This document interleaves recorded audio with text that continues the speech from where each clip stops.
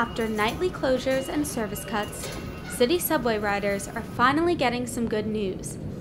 The MTA is postponing a 4% fare increase. Some riders are taking the looming increase in stride. The fare hike could hit their wallets in several months. Every year, the prices go up, taxes go up, so that's the world we live in. Will you still take the subway? Of course, yes. I have to get places, so yeah. Many New Yorkers rely on the subway to get to work. Some of these riders find that any alternatives are cost prohibitive. Honestly, to get a car in New York City is very ridiculous. There's not a lot of parking, so it's like my only option to take the train. Some subway goers are unhappy with the service. They would like to see the MTA improve their system before raising fares. I think they should improve quality of service in MTA and fixing the trains up. The MTA faces a $16 billion budget deficit through the year 2024. The pandemic has led to a decrease in ridership, but the MTA is notorious for budget shortfalls.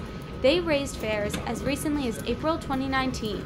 Are you aware that the MTA is planning to raise the cost of the subway ticket? Oh, that's nothing new.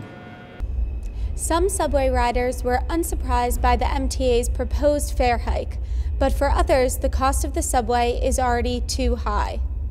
We sneak in every time. To be honest, I make my daughter go under the thing and open the door for us because we can't afford it. Since COVID struck, New York City has been facing double-digit unemployment. Many unemployed New Yorkers still rely on the subway even when they aren't commuting. I think it's impossible because with the COVID and people do not have jobs, it is impossible. Subway ridership decreased by around 65% in 2020. The MTA is struggling to bring in revenue, but fare hikes couldn't come at a worse time. A lot of people aren't working. A fare hike would be like literally taking money out of a child's mouth to eat. So I feel like it's horrible and it shouldn't happen. The MTA is pinning its hopes on the Biden administration and Democrat-led Congress delivering additional federal relief. For Pavement Pieces, I'm Nora Hogan.